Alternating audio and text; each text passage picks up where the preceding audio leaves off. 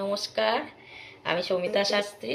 আজকে আবার এলাম একটা নতুন তথ্য নিয়ে আপনাদের কাছে, যেটা আপনাদের দৈনন্দিন জীবনে অনেক কাজে দেবে।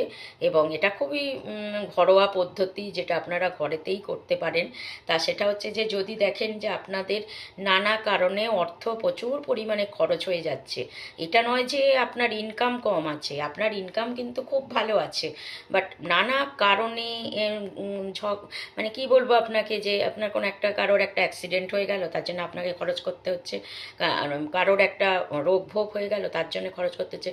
কেউ কোথাও হায়ার স্টাডির জন্য যাচ্ছে, তার জন্য আপনাকে কিছু টাকা দিতে হচ্ছে। আপনার আত্মীয় পরিজনের ভীষণ বিপদ, তার জন্য আপনাকে টাকা পয়সা ব্যয় করতে, মানে নানা কারণে আপনাকে, আপনি না বলতে পারছেন না, টাকা আপনাকে প্রত্যেক মাসে প্রচুর খরচা এই জন্য হয়ে যাচ্ছে। আপনার তো কোনো সেভিংস হচ্ছে না, উপরন্তু আপনার ডেইলি রোজগার যে খরচটা আপনার নিত্য নৈমিত্তিক লাগছে, সেই খরচটাও আপনি আর টানতে পারছেন না। এরকম অর্থনৈতিক অবস্থা যদি আপনার হয়ে যায়, এরকম পরিস্থিতি হয়, তার থেকেও মুক্তির উপায় আছে। সেটা হচ্ছে যে আপনারা প্রত্যেক মঙ্গলবার করে মুসুর ডাল খাবেন না, আর লাল বস্ত্র পরিধান করবেন না, কোনোভাবেই না। লাল শালু বা লাল কাপড় বা লাল কোনো বস্ত্র মঙ্গলবার করে পরবেন না, পুরুষরাও কি আর স্ত্রীরাও কি।